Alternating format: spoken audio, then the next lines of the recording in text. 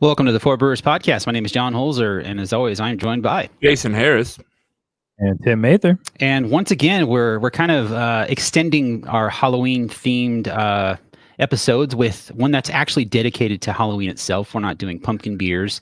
We're doing it's kind of an open-ended thing. We're talking about I mean, yeah, there's no real theme. We went with spooky Halloween beers. It was harder than I thought. Yeah. Basically, it's just whatever, like maybe the artwork works with the Halloween theme, or the beer itself works with the theme, or it just makes no sense at all. And I think looking at our list of beers here, it looks like Tim may have come the closest. Yeah, Tim actually nailing it. With some stuff, I was like, oh, these are all exactly the kind of stuff I was imagining.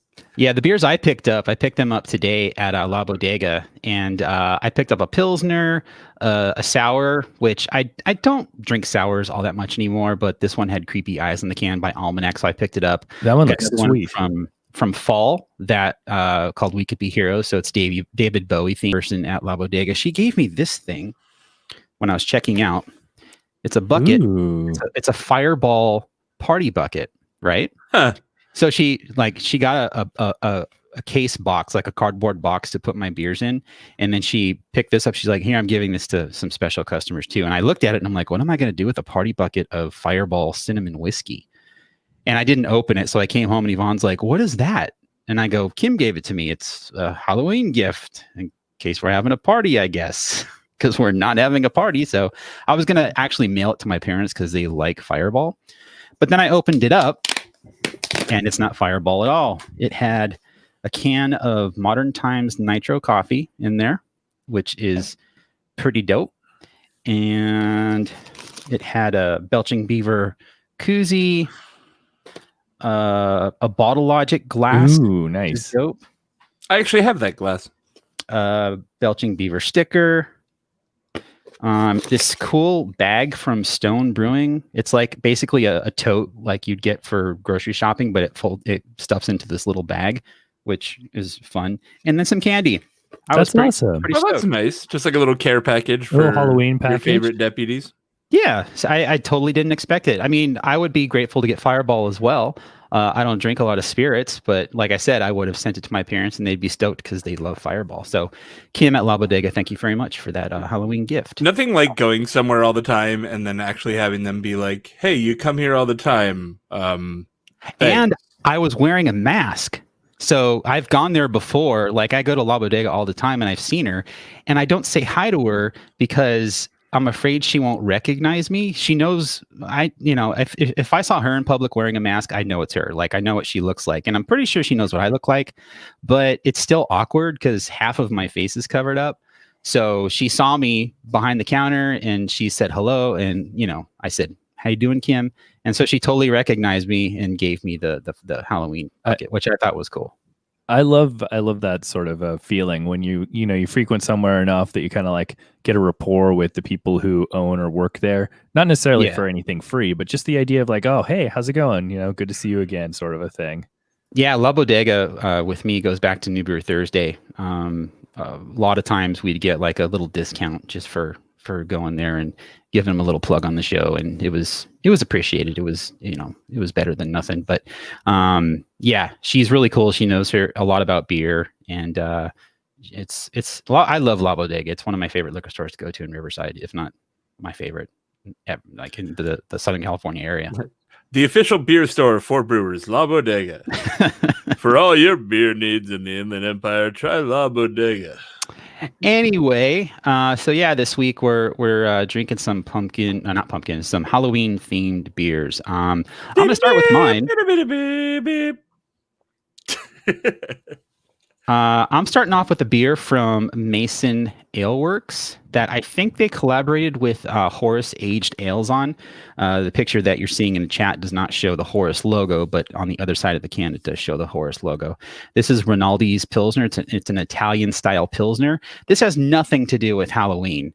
I just saw it and was like, oh, cool. It's Mason. I was really curious if you're going to try to make that work somehow. I was like, no. I want to know. I've got some sort of connection for every one of my beers.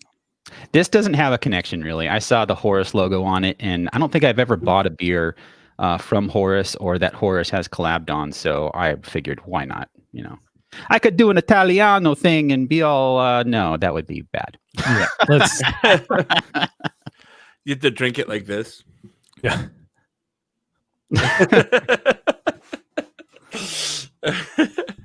Anyway, what are you guys drinking? My first beer is mainly just spooky can artwork. I thought this looked pretty dope. Ooh.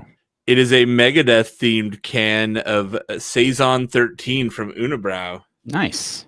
Saison 13, I drank too much. And then it's just him like fucking up a solo. Does Dave Mustaine fuck up a lot of solos these days? Well, because in the bit, it's Saison 13, I drank too much. And so he's supposed to be playing solo, but he's too drunk. Right. Got it. Okay. Yeah, see. I don't think he fucks up solos. I mean, he's like a shitty, weird fucking QAnon guy now. But yeah, but as far as his technical proficiency with playing guitar, he's one of the best. And I think he's always hired really good guitarists, right? Like, he's not the shredder of Megadeth. He's just had... I have a friend who's very versed in this, and he can tell me in depth the different Megadeth guitarists and why they're good. But Dave Mustaine can shred though. Like he's not just a rhythm. He's not like James Hetfield, where James can bust out a solo here and there. He can actually shred like pretty good. I feel like the guys that are actually playing all the big solos on Megadeth stuff are not Dave Mustaine. They're at least at his level or higher. I'll give you that. Yeah, he's over there just like, yeah, play a solo. One of the worst singers in metal. I mean, his voice is unique, and it's it defined like, I guess, an era in metal. But I hate his voice. It's so irritating. It's bad. I always think back when I think of Dave Mustaine and his good/bad voice. There's an old Beavis and Butthead episode where they're watching Tori Amos, and they're like, is this Dave Mustaine? And then funny. Beavis starts doing Dave Mustaine singing Tori Amos lyrics, and it's great. It's like, I have a bowling ball in my stomach. I have a desert in my mouth. What's that song? She took the train to Mars. She's outside counting stars or whatever. Yeah, Stars by Hum. It goes, she's outside counting stars, and it goes, dong. And it has like a quiet part before the song starts. Yeah. And they're like, okay, and they change the channel. That's been one of my favorite bits. Anyway, Tim, what are you drinking, man? I'm like, I don't know what you guys are talking about. Tim's like, I was a baby when that came out. I don't know about that. So my first up here, I've got Ectogasm. This is from Draper. Ectogasm. Wow. That's a very metal name for a beer. So obviously we got like a goblin-y looking demon with some skulls. Like a cool satanic wizard, because it looks like there's a pentagram on his hat. Yep. He's got like a robe, like a wizard hat. He's got some devil horns. There's some skulls on there. Yeah. And you got all the elements. And then the Ecto kind of tying it back into Ghostbusters. And it's an IPA. Like, you won the show, dude, with that can right there. So I'll continue on, but I would say if you're looking for like Halloween artwork or just metal artwork in general, Draper is the way to go. Like all their cans are that kind of style. Yeah, it turns out when I thought in my head, oh yeah, there's lots of breweries that do like cool metal and Halloween stuff. Those aren't breweries that I see in the store by my house though. Yeah. So they're like, oh yeah, I can't find any of those. So- The theme of this week was don't buy Dead Guy Ale. Or Evil Dead Red was that one that we couldn't buy either because that's too obvious. I didn't actually see that one. I would have bought it. I didn't see it either, but I was thinking like the first thing that came to mind was Bloody Valentine. They're the same beer. I think they're like opposite seasonals or something. Right. Yeah. So this one, this IPA, it's a Citra Mosaic with flaked oats. I do love me some oats. I am the oat man. So despite being, in a metal can, it does say it's dry hopped. Who knows how old this is? I guess I can know this. Nope. There's just random numbers down there. So despite being in kind of a funky can, this is like a very traditional Saison, like in the realm of Saison Dupont. It doesn't have any of the funk because it's a canned beer and it's not in like or that skunkiness. I mean, but it's a very traditional like Belgian farmhouse Saison. It's got a little bit of that farmhouse funkiness.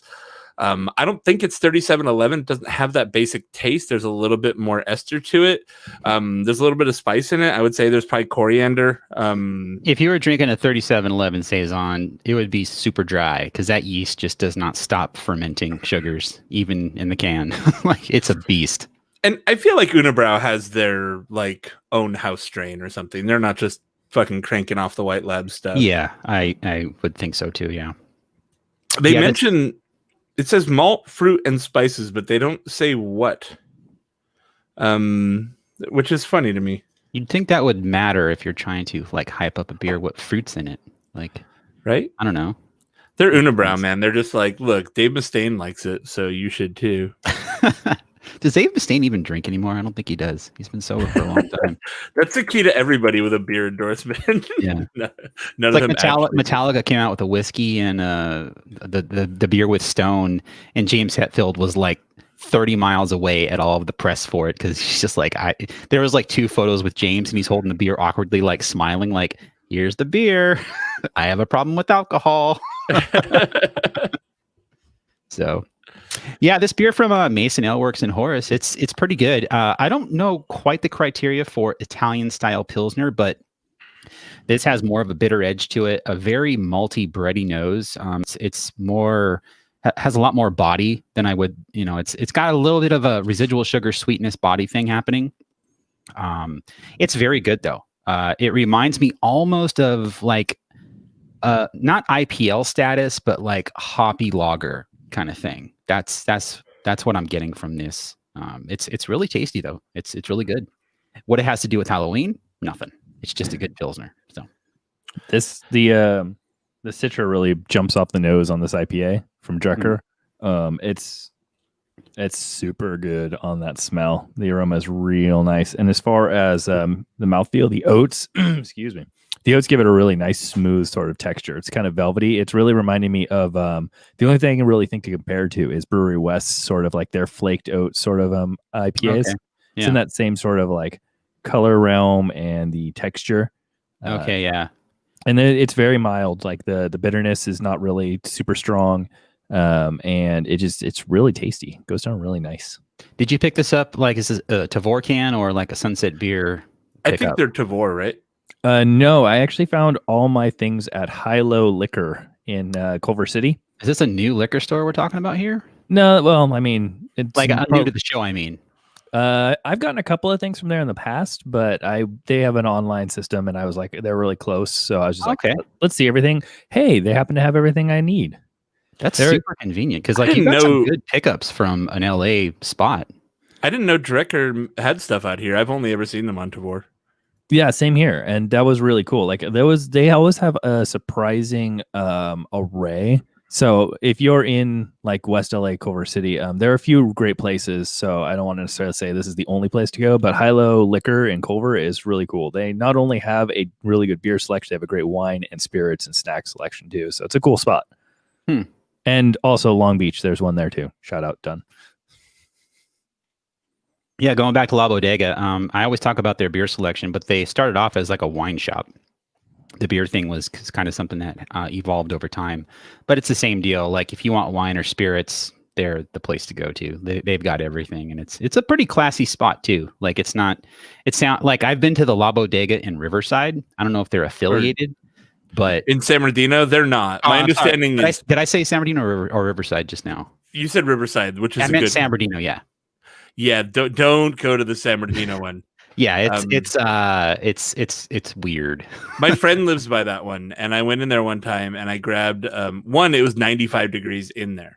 And they had a lot of beer out on the shelf. And I grabbed like an 18 pack of like domestic beer, and I set it on the counter, and the guy just stands there, and he kind of looks me over, and he like looks me over, and he looks at the beer, and he goes, $18. Like, did you just make that up? Yeah. I'm like, did you make that price up? Like for you, 18. For him, 20 or 22. Right? Yeah, this guy can afford $18. Yeah. And I was just like, and I'm like, I'm not gonna pay you $18 for a fucking 18 pack of domestic beer. I was like, $18. He's like, did you say 18? He's like, yeah. I'm like, okay, cool. And I left it on the counter and walked away. Oh my god, it's a buck a can. That's not bad. I went there for multi-pack Coors Light. It is very bad. I know. Yeah, like Hangar 24 just I think yesterday they posted on Twitter they're selling 6-packs of their light American lager for $5 each. So that's less than $1 a can, which I love. I think that's a good beer. We've had it on the show with mixed opinions on it, but for less than $1 a can for that beer, that's a solid buy. But you have to go pick it up. They don't ship. So but they need to be at that price point. Like, I think if you're going to go compete against, again, beers that sell for $13 for an 18 pack, you can't be out here at like $1 a can being like, yep, buy us, or $10 a 6-pack, which I've seen them try to sell those. Yeah. I mean, the cheapest I've seen that beer is at Stater Brothers, $11.99 for a 12-pack of bottles, which for me is fine. I mean, it's not like it's basically PBR prices. That's what I pay for PBR. $10, $11 for a 12-pack of PBR. So that's really high for a 12-pack. That's like 18-pack prices. That's the host of Cheap Beer Corner, John, you're getting robbed. That's what it is around here. It's not that cheap, much cheaper. I'm real sad back in the day that Cheap Beer Corner didn't get the like 100 pack of whatever it was, the like hexagonal shaped box. I can't remember which brand it was. I've never seen those for actual sale. Like I see them on the internet, and they're like one beer store in Texas sells them or some shit. Or there was the one that had the like super long, like I don't remember how many, but it was like just like 100 pack. Yeah, but it was like. Yeah, those are awesome, man. Every time those weird gimmick packs come out, I'm like, I am the target market for them. I will buy this.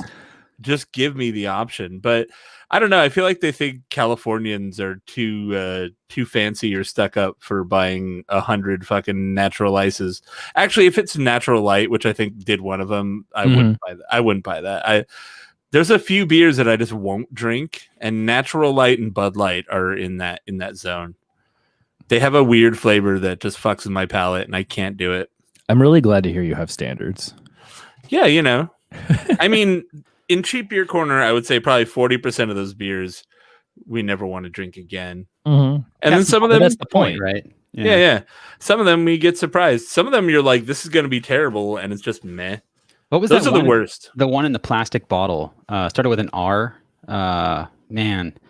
Regina? Is that what it was called? Oh yeah, the like weird it was like El Salvadorian, I think. It was something in a plastic bottle that was like a screw top, kind of like a Coca-Cola plastic bottle. And we thought it was going to be awful, and it was actually really good. Gotta love that. That's what's fun about Cheap Beer Corner. Like you go in with low expectations, so it doesn't take a lot to like cross that line where it's like, this is actually pretty good. I'd buy this again because it was only $1.50. And what's funny is you realize a lot of the beers that have these like crazy bad reputations, like, oh, that's the worst beer I ever drank. I'm like, if Mickey's is the worst beer you've ever drank, I've got some beers to show you, my friend, because there are a lot worse beers you can get. We had Mickey's on Cheap Beer Corner, correct? Yeah, it's one of the first episode 7, in fact. Okay, I just do 'cause not I had remember them. that beer at all. Yeah. Yeah, it's one of the early ones we had. Mickey's is one of those ones. It was literally that I heard for like most of my life, where everyone's like, "Oh God, it's like the grossest stuff." I'm like, "Oh, we gotta have it." They got the bee; it'll sting you. They got the crazy containers, and it's fine. And Mickey's for malt liquor is actually above average. Did you guys, speaking of, not speaking of bad beer necessarily, but did you guys see this new brewery opening in Anaheim? Yes. It's Andrew Bell's new brewery. Radiant Beer Co. Which I hope means clear. Well, it's going to be everything, I think. Clear beer. If you don't know Andrew Bell, I've known him since he was a home brewer. And yes, I'm bragging about that because he's an awesome home brewer and he's an awesome pro brewer. He's been at the brewery for, God, 6-7-ish years, something like that. He was their experimental beer guy. He worked on the pilot system mostly, and I'm sure he dabbled with like core beers and stuff like that as far as refinement and whatnot. But super smart, intelligent brewer, and he teamed up with Jonas, who was formerly of the brewery, and I think he was at Chapman Crafted as well. I think he left Chapman to go do this new thing with Andrew. It's Jonas and then Cambria Griffith, who I didn't know was back in SoCal, which maybe she's been back for a while and I just didn't realize it.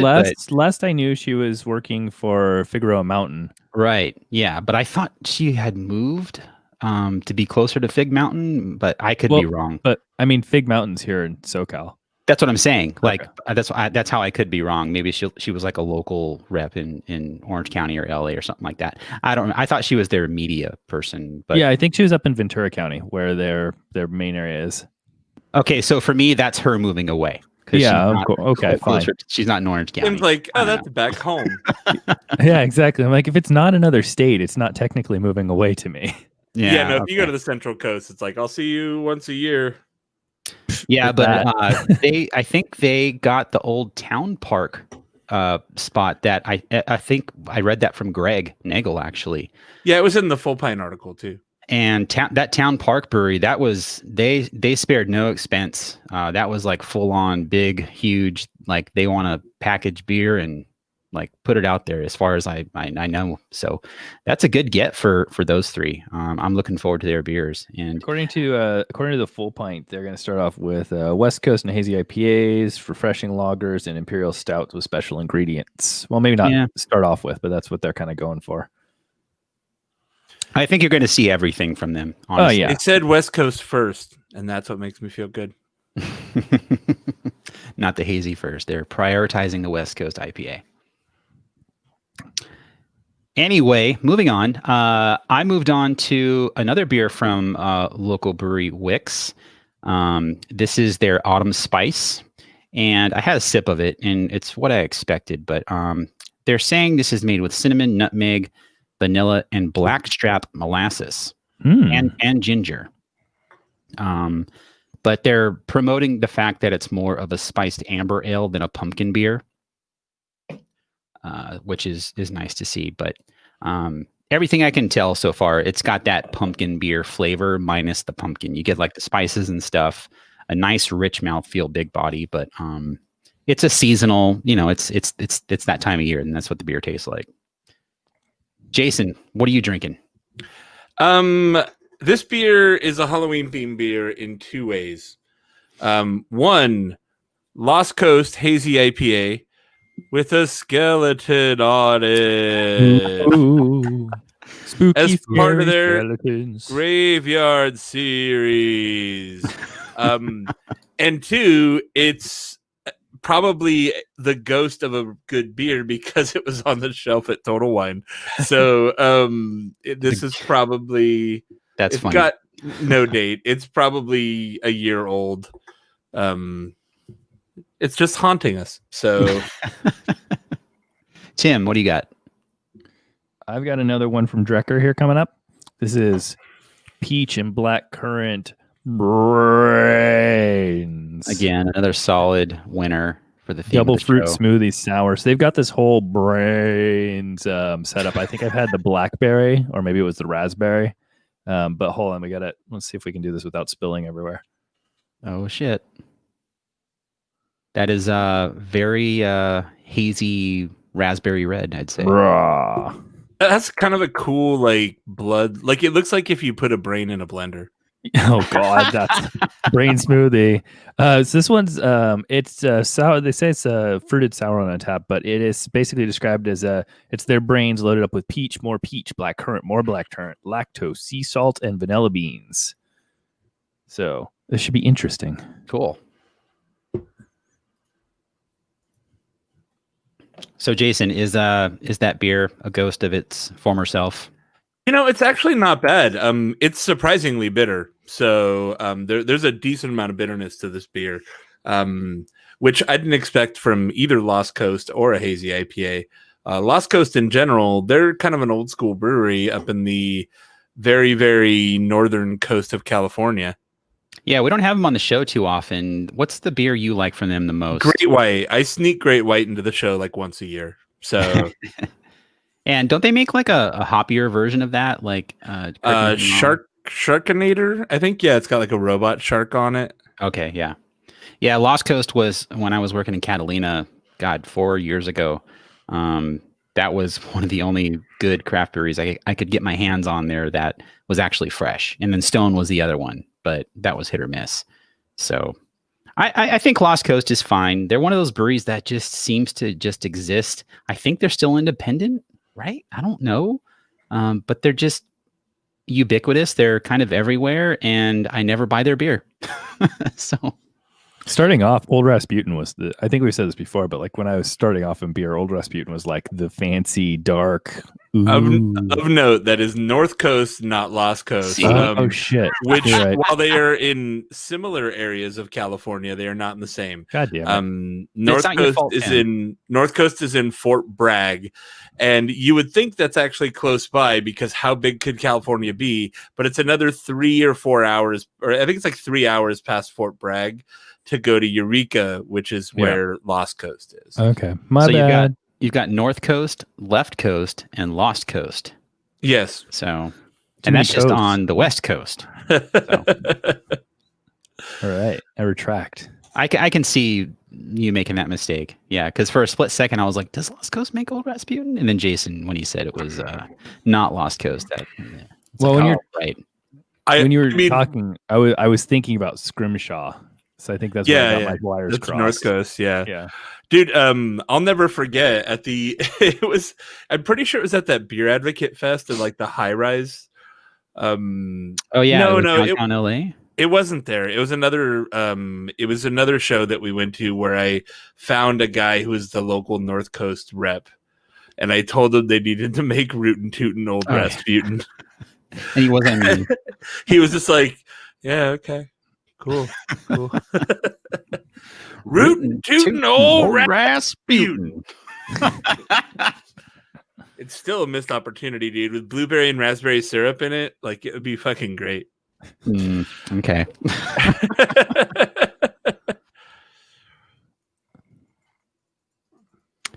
Tim, what's up? How's your beer? I think I pretty much summed mine up already. It's like a spicy, seasonal pumpkinish style beer without the pumpkin. So I've had at least one, maybe two different versions of the Brains fruited sour smoothie before. You could definitely tell the base beer after having multiple. Like I can pick out like this is definitely that same sort of starting point. Mm-hmm. Overall, it's very sweet. The sea salt they add is very subtle, but it kind of mellows it out. So it's not just like a bomb of like black currant and peach sweetness. And obviously, I mean, peach in general kind of has I like to think a fairly delicate sweetness to it. It's not like you're getting super candy out of it. Yeah, it's not real sugary, but the profile of peach, I think, stands out. It's pretty dominant in beers if you use peach.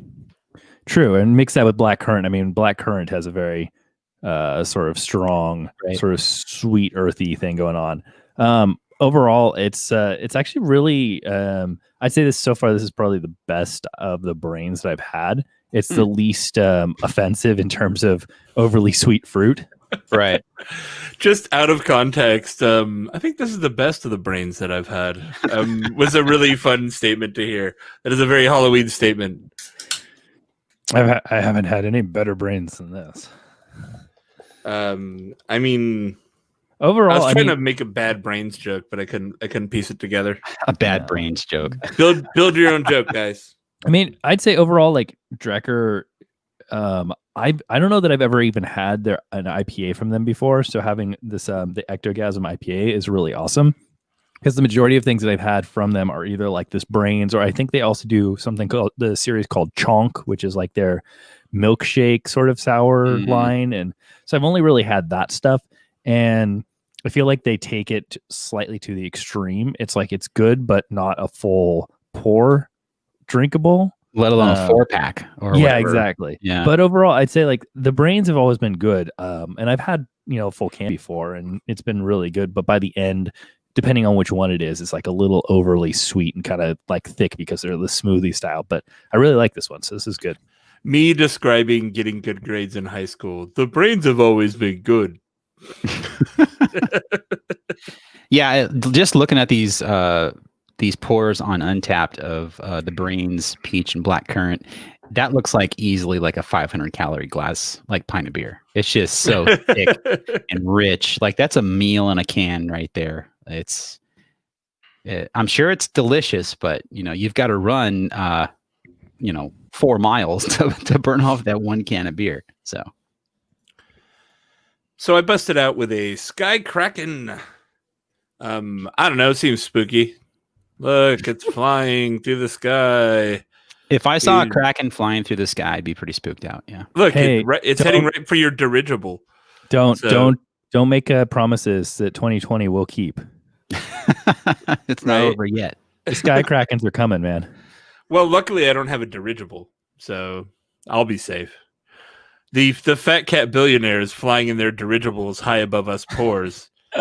Just the gentle thrum of propellers while they sip on scotch and smoke cigars. Oh, happy here, moving at 10 miles per hour, high above the pores. Till the Sky Kraken show up. Nothing can stop me here in my dirigible. What is that? Oh no, it's a Sky Kraken. It's like an old Godzilla movie. Man, the gold-plated cannons. Jeeves, get my blunderbuss. Blunderbuss. We're turning the show into a radio drama, by the way. I don't know. I feel like somebody needs to bring back the radio dramas. Those are pretty solid. I feel like some of the like kind of alt comedy nerd people have done it. Like I feel like something with like Will Wheaton and like who was that guy that was the PC? John Hodgman. Oh yeah, he was the PC in the Mac versus PC commercials. Yeah. I'm sure like that was like 15 years ago. He's just like, I've done so many things. I've written books. I've been in so much stuff. And everyone's like, are you that guy from the PC commercial? I mean, that kind of pigeonholed Justin Long for a long time too. Yeah, it did. Yeah. Well, I moved on to my next beer from Almanac. This is their Prince of Demons. And the can looks like there's like a panther hiding in the shadows of some tropical forest thing, which doesn't make sense. I don't know. That looks like a villainous character from like the Jungle Book.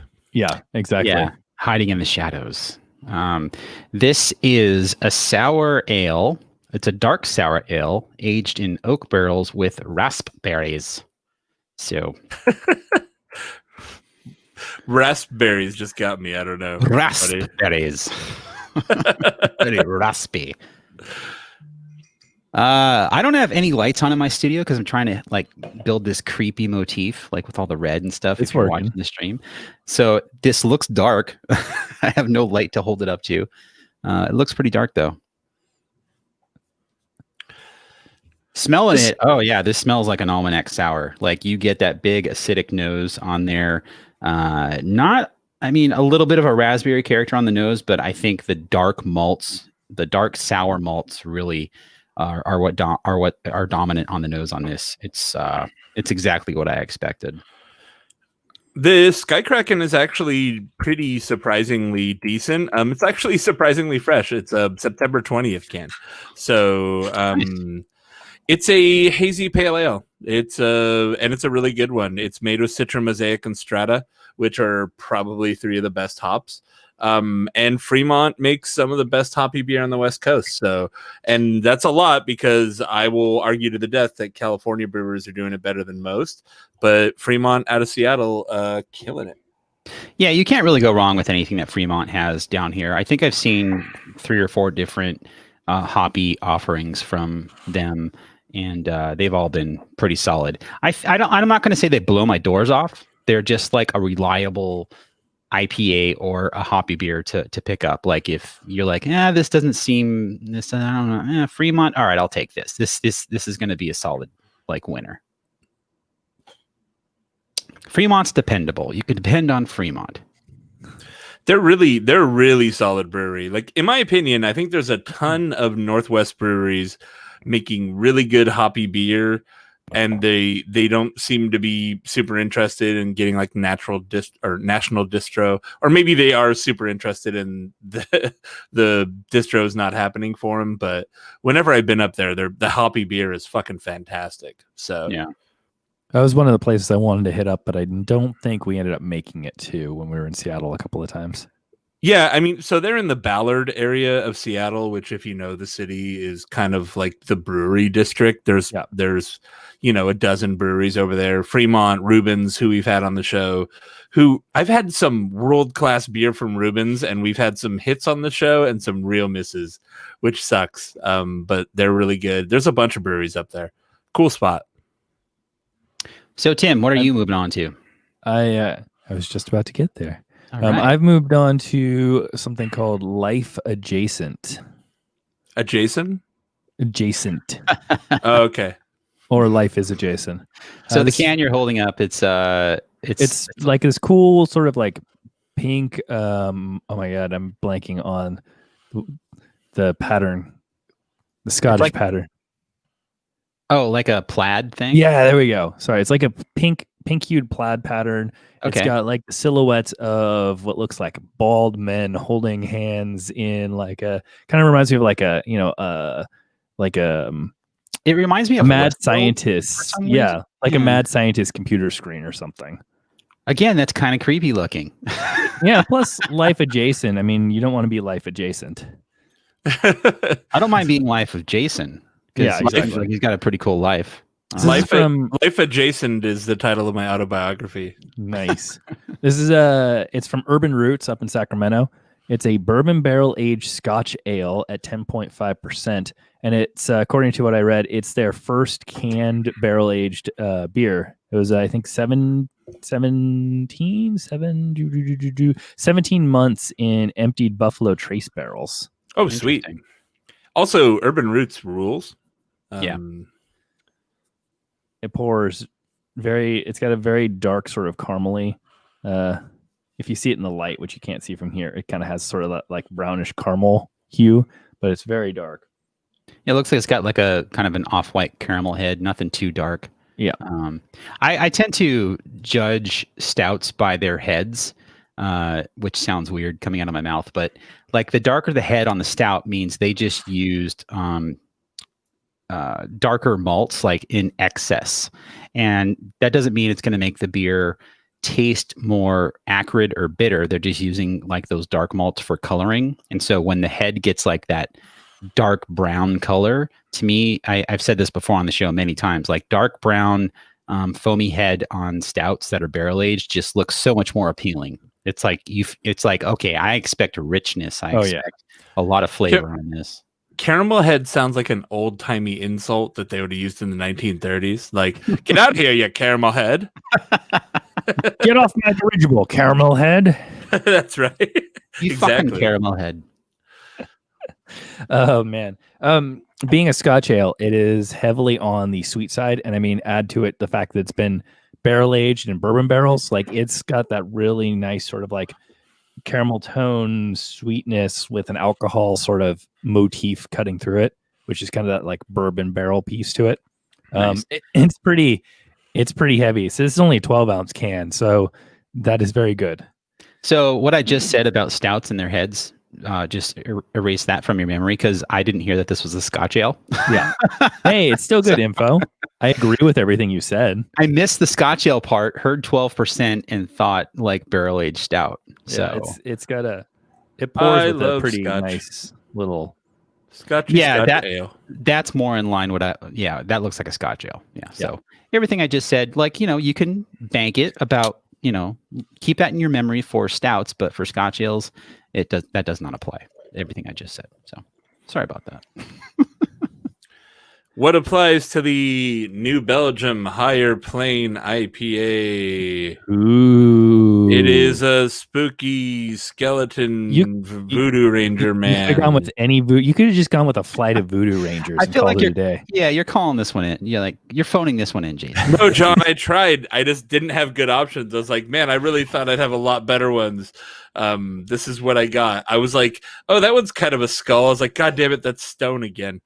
Let's get something with a demon on it. Right? I was just gargoyle, Tim, not a demon. Okay. The only one that I passed up was what the fuck is the name of that Three Weavers beer? Blood Dragon? Junkie.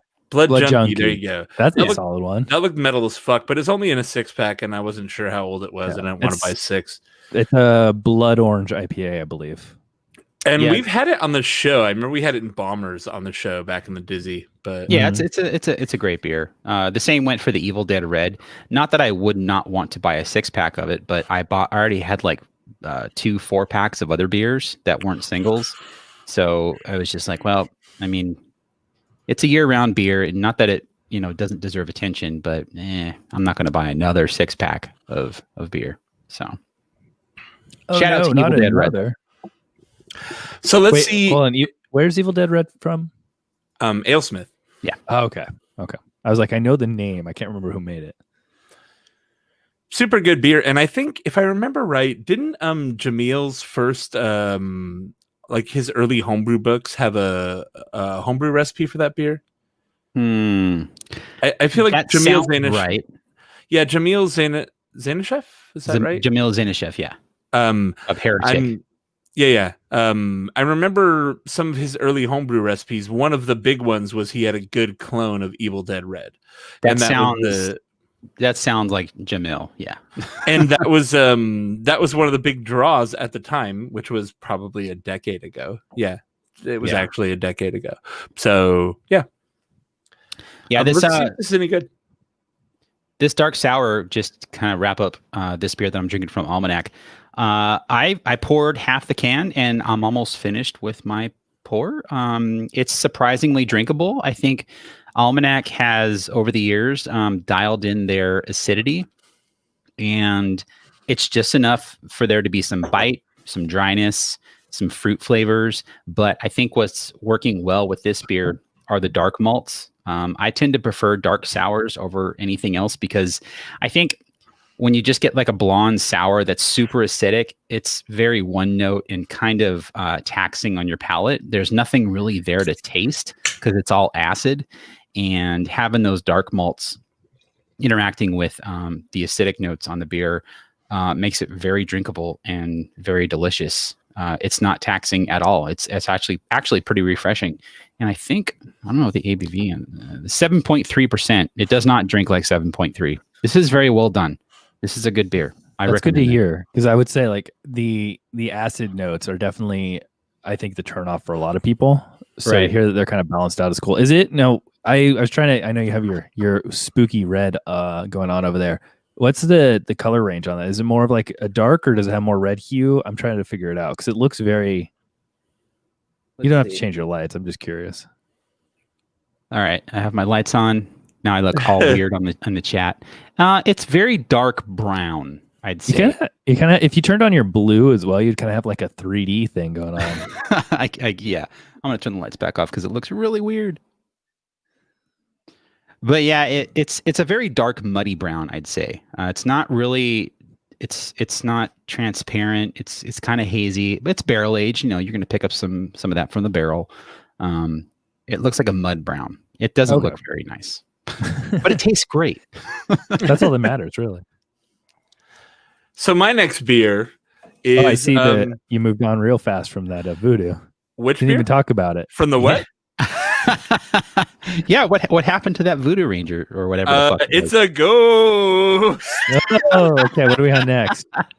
This looks familiar. What would be spookier than if you had a broken skull? I mean, hell yeah. No, this does not count. Fuck. It's got a skull on it, you Are you fucker. gonna smash it on your That forehead? I just got everything that had a skeleton on it. That became my criteria because I couldn't find anything. I saw Tim's and I was like, this is going to be great. He's got all these cool zombie and spooky themed cans. I'm going to do the same. It'll be really fun. And there was nothing in the whole fucking store. I was there for like 45 minutes. I was just like, God damn it. All right, just whatever has a skull on it. This fucking thing, I don't know. It's got a skull. When I was picking these up, to be honest, like they didn't even have label pictures on the website. I was going based off of the names. Yeah, they're good, man. I lucked out on knowing that Drecker did metal, and the other two, it was pure luck. I fucked up. I should have just done a phone order with Phantom Carriage or some shit. Knowing that you did not see the labels, Tim, is interesting because you did very well for not. Just like, oh, whatever, give me that. That looks creepy. I guess. Ectogasm and brains. Okay. That's basically what it was. The number one all-time Halloween brewery in Southern California is definitely Phantom Carriage. Yeah, for sure. They're the best. They're like crazy, like dark, like horror movie names. And don't they show horror movies off and on in the tasting room as well? Yeah. So you go in there and it's like literally candlelight dark, and they have like just horror movie, like classic horror stuff, like Bela Lugosi, like Bride of Frankenstein, Universal Monsters kind of stuff. And then, they have a room with a projector that's like a, 100 and something inch projector screen that's high def. And in that room, they have a whole surround sound system and everything. And you can just go in there. The room probably fits like 20 people. And they just show random movies on loop. I remember watching like Evil Dead in there and a bunch of stuff. Like Phantom Carriage, one of the coolest tasting rooms of anywhere I've ever been. That's awesome. I've never made it down there, but I've seen pictures and like read about it. Oh, they're super, super cool. And their food's really, really good too. They do like smoked meat barbecue stuff there. And it's actually pretty fucking good. But I haven't been there in a little while. And obviously now with COVID, it's all patio seating. You will never be there again. That's right. We can never have fun again. Ron Biggs in the chat mentioned they play metal music. Is that true at Phantom Carriage? Yeah. Okay. They actually did it makes sense. It's on theme, right? They did an Iron Maiden record release party when I was there one day. It was weird. I just happened to be there. I was in the area for work. Which record? And I know something that came out like 2 years ago. Oh. Wow. And it was funny because all the beer nerds and like the normal like horror movie people were there. And then all of a sudden you started seeing dudes with really long hair and battle jackets coming in. Nice. And you're like, well, the Iron Maiden crowd is here. I don't know if I could sport a battle jacket. I feel like I'd be posing. You know what I mean? I'd be a poser if I did that. Even though like I have a long history. Yeah, but still, I just get a Taylor Swift patch on it. I would totally put a Taylor Swift patch on there. Yeah, I would. I think you should get a battle jacket, John, and I think you should just put all the bands you love on. Get a Masked Intruder patch and Blink patch. Newfound Glory. Glory, yeah. It sounds fun. Maybe I will. I admittedly had never heard that term before and had to look it up, and I feel real stupid. Battle jacket? Yeah. I totally get it now, but like you're not a metal guy. No, I'm an emo pop punk acoustic guy. I'm also that. I've got a lot of hats. I'm the only ska one of you guys. I'd put a dashboard. No. I'd put a dashboard patch on my on my battle jacket. Yeah. I don't know. He's weird now. Yeah, maybe. Okay, old dashboard. Yeah, Swiss Army Romance status. You got real Christian real quick. No, dude. Real Big Fish was one of my all-time favorites. All right, I love Real Big Fish and Goldfinger. Yeah. Goldfinger's fucking dope. That dude actually, I think, made like Oprah money producing. Oh, he became a producer and like got is like, oh yeah, this is where you make money as a musician. Yeah, like the last two Blink albums too. Like which Less Than Jake? Less Than Jake is also fucking awesome. They just dropped a new album actually. What? No way. Yeah. Just like in the last week. And from what I've heard, it's super good. You know something? I was listening to ska the other day. Randomly. For some reason, in my head, I'm hearing like Letterkenny. You guys watch Letterkenny at all? No, I don't. I got you. This is like I was listening to ska the other day, but what I think is interesting about it, as someone who knows a little bit more about music now, is how there's a bunch of different melody lines going on. Like the horns have their own melody. The bass lines are pretty interesting. They don't just follow the guitar rhythm. They actually have like a bass pattern. And so it becomes very musically interesting because there's a vocal melody, a horn melody, the guitar is doing the guitar line, and the bass is doing a bass line, and they all play together, but they're not just playing the same thing, where in a lot of traditional rock music it's all playing the same thing. And I was like, oh, I think this is what I get. This is why I like ska. It seems like it's got a big like jazz influence on it. I think so. Yeah, I mean reggae. Yeah. And, maybe not big, but jazz indirectly is like sure. Jazz influencing reggae, and yeah. I think another band I think of with like solid bass lines that are on. I think Chris Dose from Anti-Flag is very underrated as a bass player, because if you just listen to Anti-Flag songs, it sounds like they have a bass player. But if you really pay close attention to what Chris is doing on the bass, like the dude's just working nonstop on that bass. He's just all around the fretboard, making, kind of like what you're saying, Jason, with ska, where the bass player is doing his own thing. That's what Chris is doing with Anti-Flag. But they're not obviously they're not a ska band, but like it adds like depth to the song. Anywhere where the bass line isn't just following the rhythm of the guitar line, right? Mm-hmm. Like it's cool when the bass line has its own thing, right? And that complements the whole song versus just being, again, okay, I'm just playing the bass notes of the rhythm guitar line, and really all I'm doing here, my job is I'm playing 1/4 of what the guitarist does. Like that's a shitty bass in a I remember seeing a thing, I think it was James from Metallica talking about Jason when he came on, and how Jason, he's filling some pretty big shoes with Cliff Burton being gone, and they hired him, and maybe it was Justice or the Black Album. It was probably Justice, and Justice for All, and they're writing songs, and James is playing his riffs, and Jason's basically following along. And then James would he would just look at Jason and stop playing and say, play something else. Like, it's okay. You don't have to like follow along with me because you're afraid to experiment. We want you to do something different. Because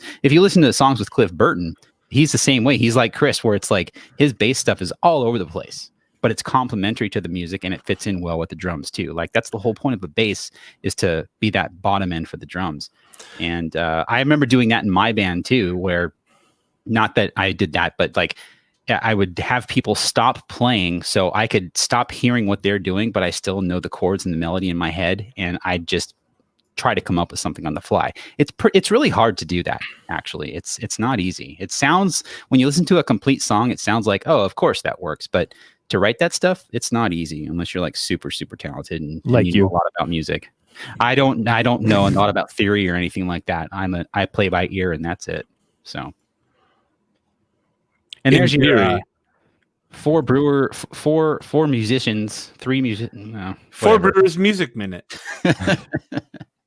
The 4B Music Minute. Hey guys, welcome to the Music Minute. Anyways, anybody hear that new Kill Yourself song?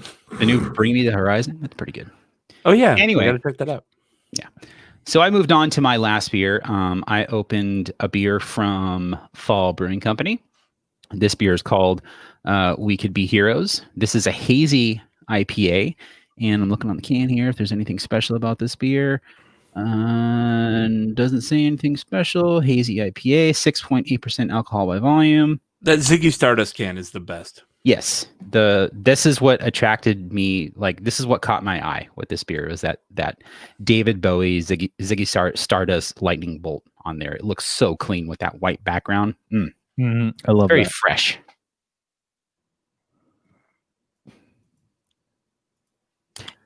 Well, I could review Broken Skull. It's a great West Coast IPA.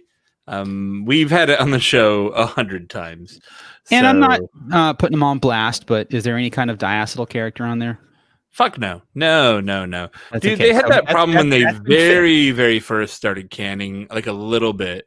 Okay. And I think it was subtle, but no, I haven't run into that in over a year, if not longer, with El Segundo. It's Citra, Cascade, and Chinook, so it's kind of a old meets new school, but really it tastes like an old school IPA. Yeah, I mean, but without the crazy bitter. It's kind of the beer that, as far as like a nationwide presence, or like, I mean,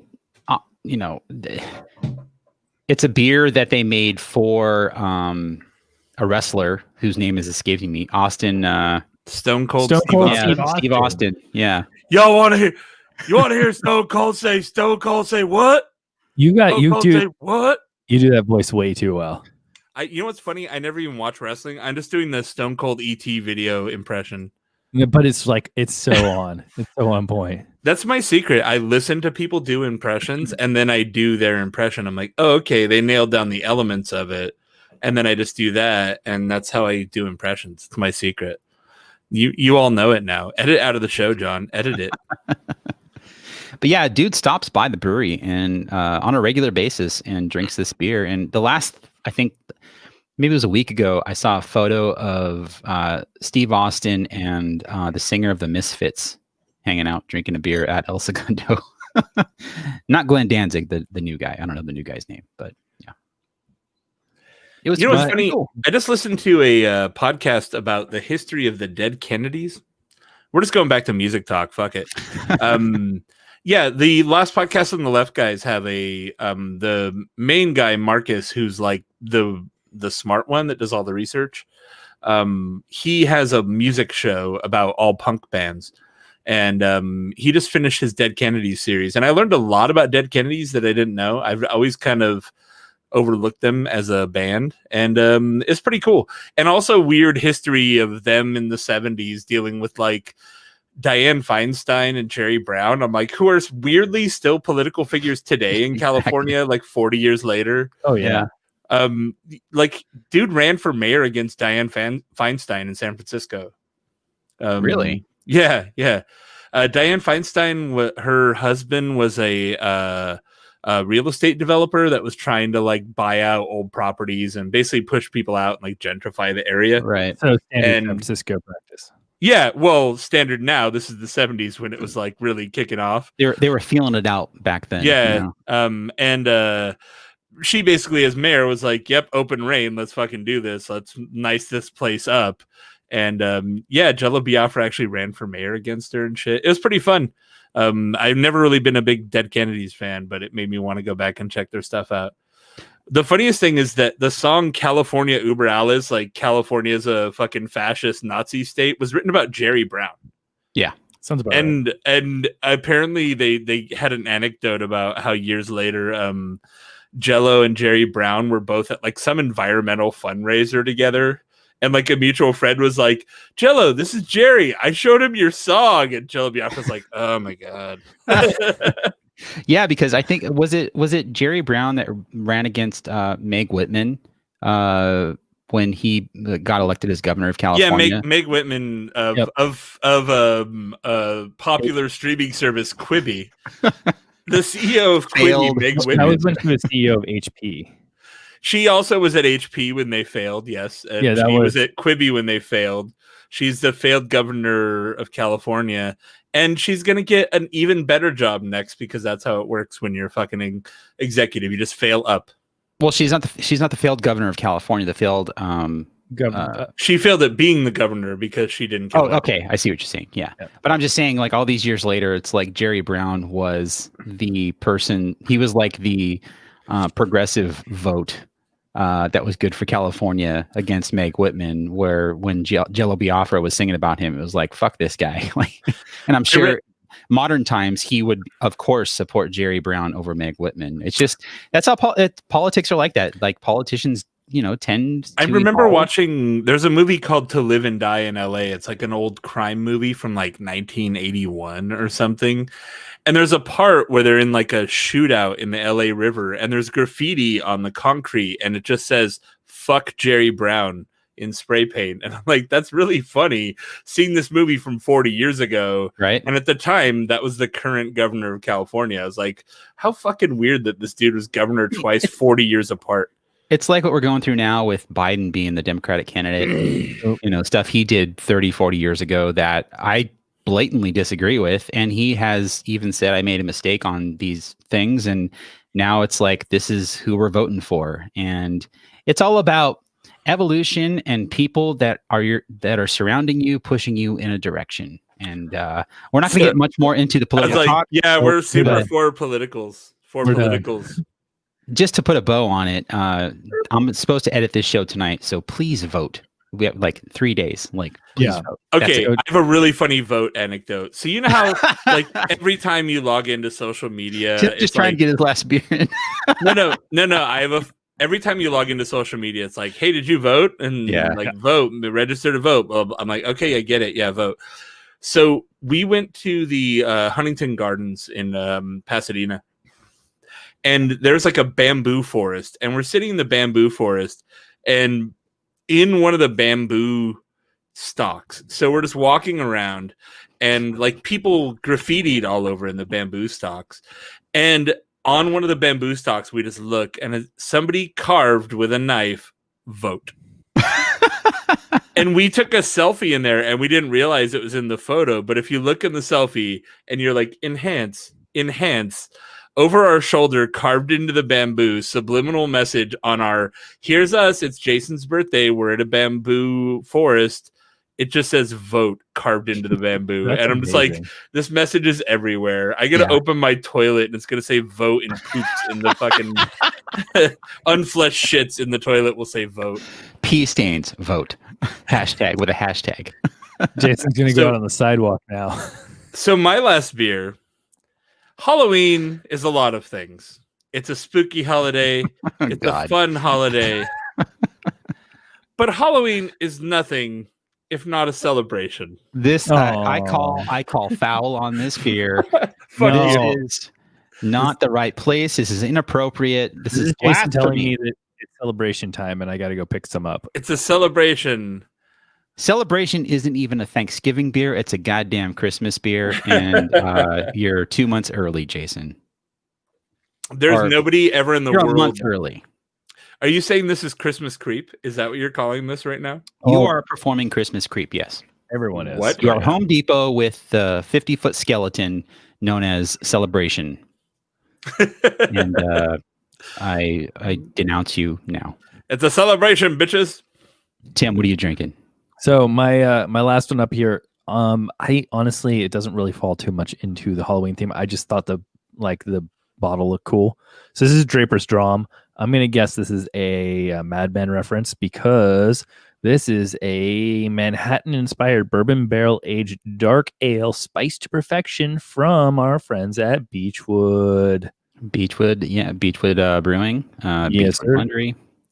You fell into like the Jungle Cruise tour cadence. You're just like, and it's a beer from our friends at Beechwood. And it's the eighth wonder of the world, the backside of water. And it's got heavy Manhattan cocktail aromas. You get a little bit of the cherry sort of thing that you'd expect, and it drinks just like a cocktail. I have always liked old fashioned and Manhattan inspired beers just because that's like one of my go-to sort of cocktails. Mm-hmm. And this is hitting it probably best of all that I've had.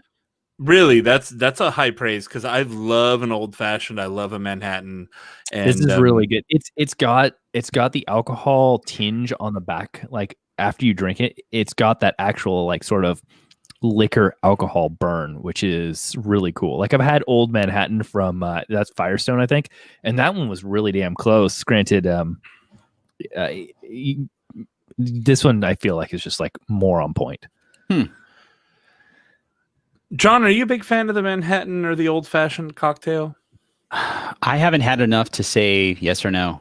I am not a cocktail guy. It's not because I don't like cocktails, but I don't go to cocktail bars. Dude, when COVID lets us be free again, if the world survives, we should go to Riverside, downtown Riverside. There's a couple good cocktail places, and we'll both take an Uber out there, and then we'll both take an Uber home. Yeah, but your Uber is going to be a lot more expensive. I'll crash on or your Lyft. Crash on John's couch. Yeah, so we're gonna get an Airbnb in downtown Riverside. It's not that I don't. Yeah, like I said, it's not that I don't like cocktails. I just don't like it. You can't buy a cocktail at a liquor store. You know, go to Wolfskill, Wolfskill in downtown Riverside. Okay, that's the best cocktail bar in this area by like a mile. What if we did a cocktail show? I'd be here for it. Like cocktails to go kind of show. I don't know. I mean, we've been living off of cocktails to go. I have something in the fridge. There's this place called Thunderbolt in downtown that they've been canning cocktails. We got one of their things. It's a caramel apple pop cocktail. It's Applejack, caramel, salt, and a couple other things. I'm excited to try it. This would have to be a show that's captained by Tim. Like he's gonna have to steer the ship on that show. No, I can do some cocktails, my dude. I think Jason would probably be. So for outside of 4B, I've been doing mostly sober October, and I've been making just NA cocktails and stuff. It's actually kind of nice to be like, all right, what if I mix some like grapefruit LaCroix with a little bit of fruit juice and splash some lime in there, and like it's just a good drink. I'm not even getting drunk, just having a fun time. Sounds fun. Having a beverage tonight. I'm having a beverage tonight. Yeah, I was gonna ask, what are you guys doing? Anything spooky tonight? I bought Yvonne a pack of Sour Kids. Sour Patch Kids? Sour Patch Kids, yeah. Get it right. And she's like, I don't like those. What? She's like, I went to La Bodega, and La Bodega, they do have candy there, but it's all like either has lactose in it or milk chocolate, and Yvonne's full on hardcore vegan. And that's what I got. And she was just like, oh, I don't like those. So I also got her a can of Liquid Death. Ooh, is, that's really good. The sparkling water, like they're like death metal water in a can. Yeah, but it's good. It's good water. She's a big fan of fizzy water, so she'll enjoy that. I'm sure. Me too. Like when I'm not drinking beer, fizzy water is really my thing. Topo Chico for the win. As someone who's drank a lot of Coors and Keystone Light, turns out seltzer water is a pretty short walk. Before we get too carried away with things, I want to go back to this beer from fall. As far as it being a hazy IPA, it's on point. It's excellent. Think of one of the better West Coast IPA or hazy IPAs you've had. It's got like a nice bitter edge, good fluffy mouthfeel. Finishes fairly dry. You don't get any of that burn on the back of your throat, but you still get like a nice kind of fruity aroma on the a fruit presence on the aroma and on the flavor. It's just a well done, solid hazy IPA. That's all I can really say about it. But the best thing about this beer is definitely the can art. It's whoever did this can. It looks so simple, but that's the best kind of branding, right? No, that's a dope looking can. I saw that and was like, that looks really fucking cool. Yeah, it's very well done. It's my favorite can of the bunch. So nice. And I think it could be a little Halloween themed. Like you could dress up as Ziggy Stardust and do all that. So that's my tie-in with the Halloween theme. The Celebration being a beer that apparently they've been brewing as long as my life. They first brewed it. They brewed it in the winter of '81, which is the year I was born. So I might have some beers in my cellar from when you were under 10. Like that I've bought over the years. Yeah. Do you have beers from the 80s? I think so. Yeah. That's disturbing. That'd be pretty cool. Yeah. I have to look, but it's just a great old school hoppy beer. It's got that like tons of caramel malt. It's very caramel malt colored.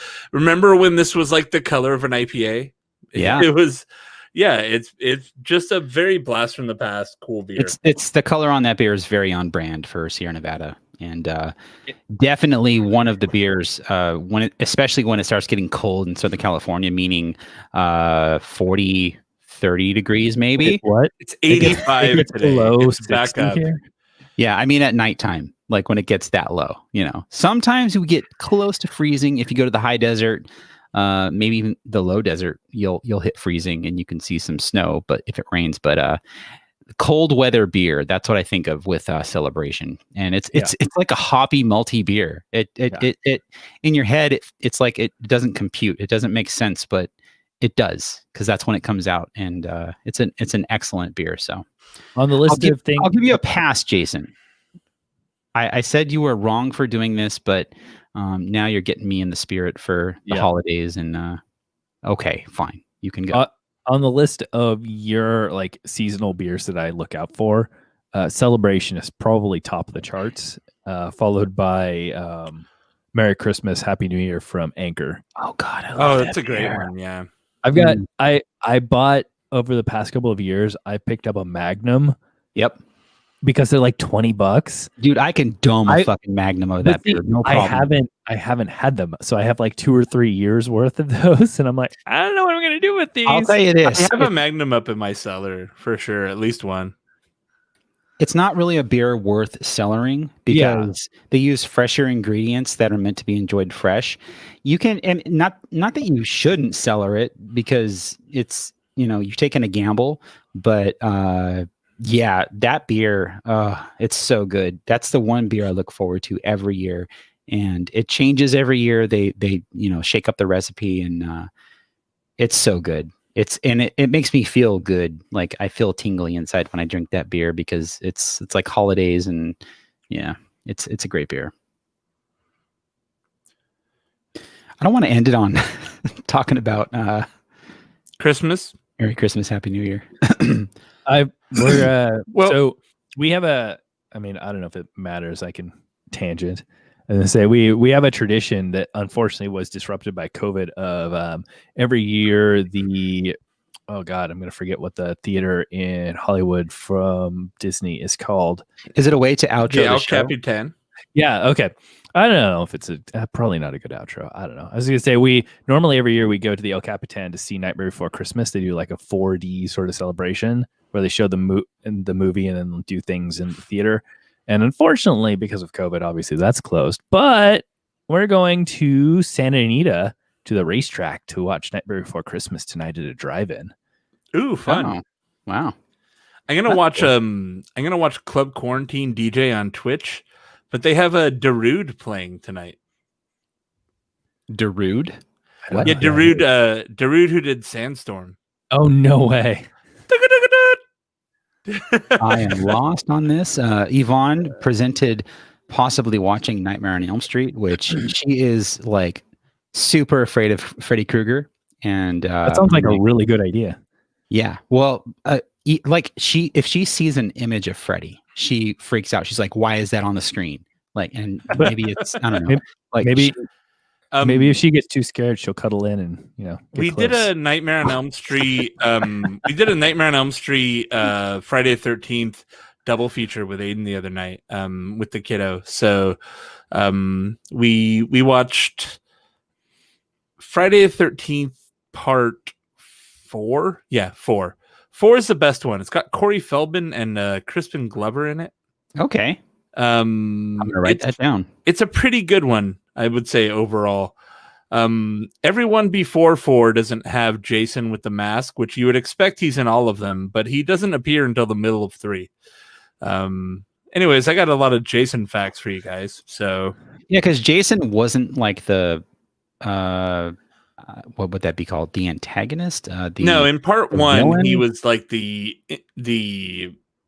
event. Famously quoted in Scream, right? Like, the killer wasn't Jason, man. It was the mom. Right. Matthew Lillard. Here's the 90s for you. But yeah. So really, after 4 is when you have Jason, and the quality varies wildly between the films. And then we watched New Nightmare, Wes Craven's New Nightmare, which is really kind of a fun movie. In the 90s, Hollywood discovered meta, but I feel like America wasn't ready for it. Like, Last Action Hero is great, but people were like, I don't understand this. Like, it's making fun of the thing while also being the thing. I don't get it. This movie sucks. Yes. But it didn't suck. Last Action Hero ruled. Yeah. And you know what didn't suck? Our beers today. Yeah, we did it. We tied it together. Tim, you're killing it. Except for Jason with his celebration beer. Like, come on. No, what? It was perfect, and then you brought celebration up, and now we're right back where we started. It right could back. be so nice. Okay, I can find a good end spot there. So, my God, this IPA is so good. yeah, this one from fall is really good. I'm glad I saved it for last. It's very tasty. I'm ending now. Yeah, you can stop recording.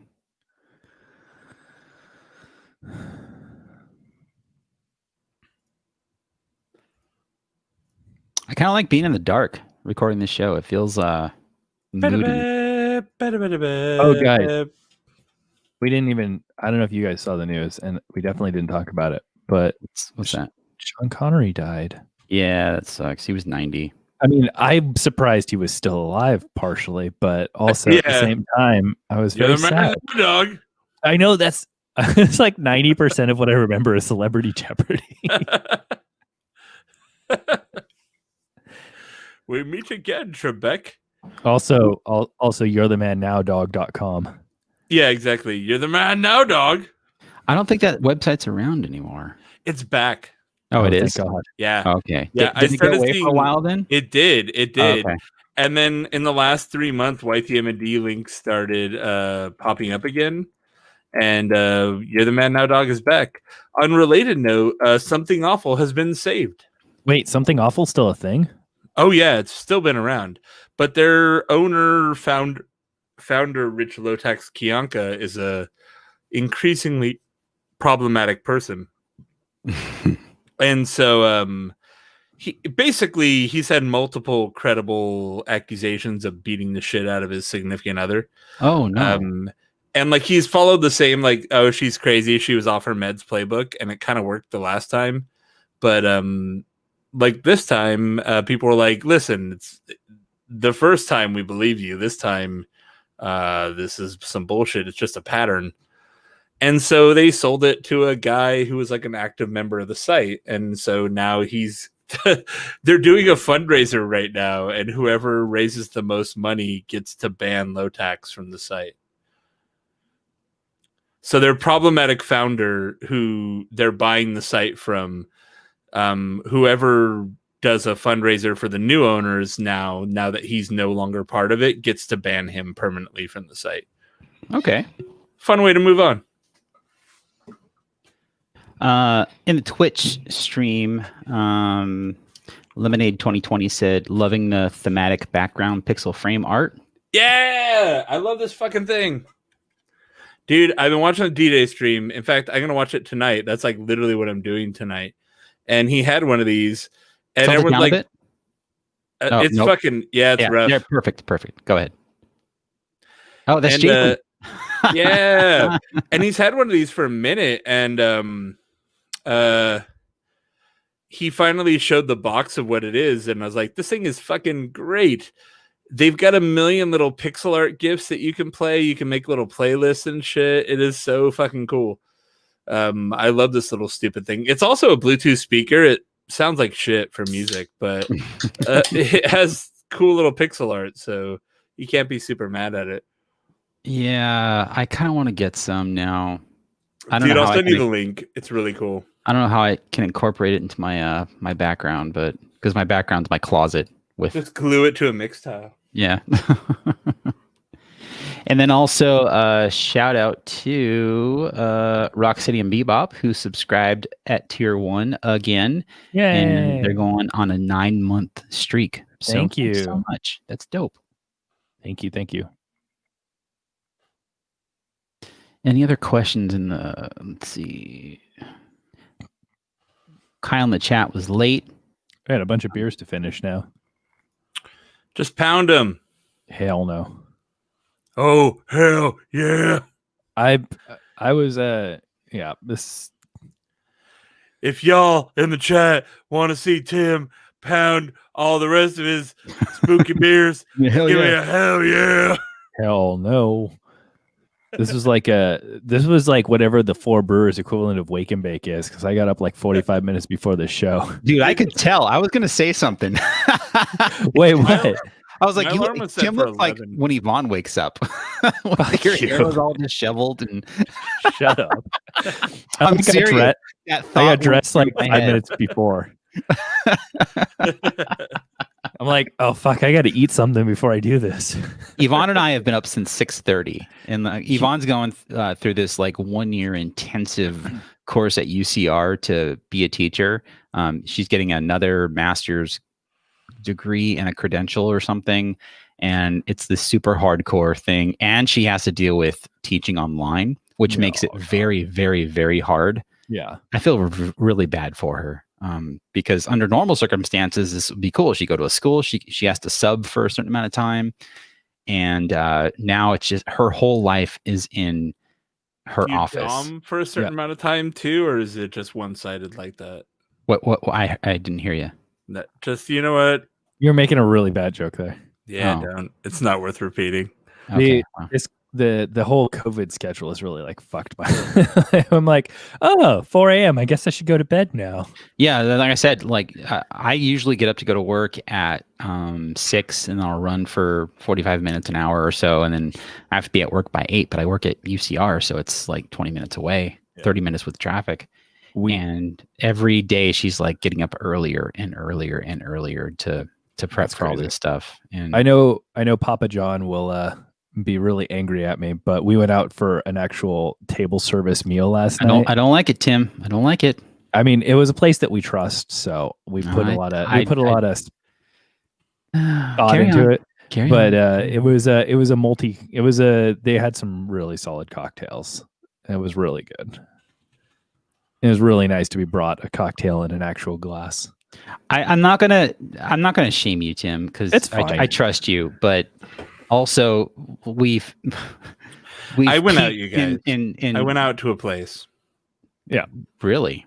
On my birthday, yeah, I went out and I went to the Haven City Market, and we ate and drank outside on the patio. It was pretty nice because we were the only customers there, so there was literally nobody within 20 feet of us. Yeah, exactly. Well, all right, but it still wasn't a fun experience though. It was like, I was like, it's cool that I got good sushi and whatever, but I was like, this sucks. Like, well, it's like when Yvonne and I went to a power plant and got food, and we then met up with at the park, and then we got bitten up by mosquitoes. Like, we were just like, fuck that. That sucked. Like, yeah, for sure.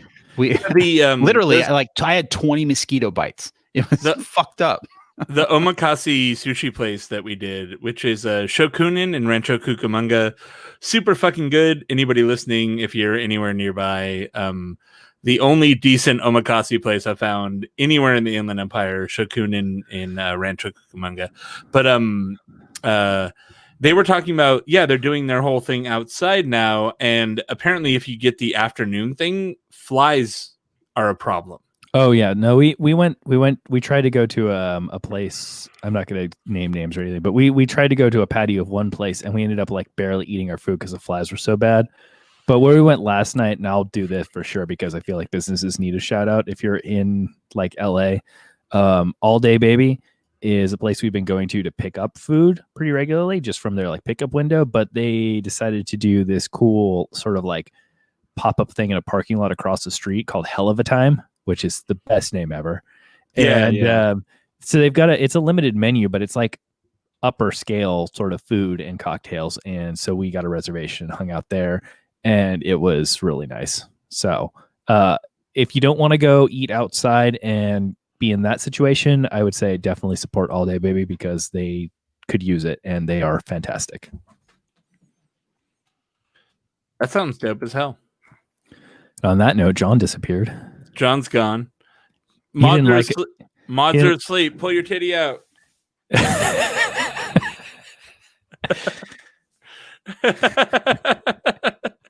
He didn't like us talking about being outside at restaurants. He didn't. I went out. Honestly, I went out, and what I learned was I didn't have fun, so I'm not going to do it again. I was just like, this is like a pale imitation of what I used to do. Yeah. It's worse in every way, so fuck it. I'd rather just get takeout and go home because I have all my things at home. You got to temper your expectations. Like I went into it knowing what I was expecting, or like I had certain expectations, and I think after kind of relaxing in, it was okay, but for sure in the beginning. I just I don't know. Like I said, it was lucky that they had the area closed off, and they could have technically had like 5 tables, but during the week we were the only one. Yeah. And so I wasn't worried about COVID. I was just like, this is just worse than it was before, you know? Yeah. And it's just like, it's unfortunate. You know what? I'd rather just keep getting takeout and going back to my fucking house. As somebody who regularly ventures up to Ventura County, they're at 25% capacity indoor dining, and it trips me out whenever I go to pick up takeout from certain places we go to. I'm like, oh shit, there's people at those 4 tables eating in here. Yeah, I'm still not mentally ready for any of that. Don't do it. Like honestly, what I learned was, I ventured out and this sucked.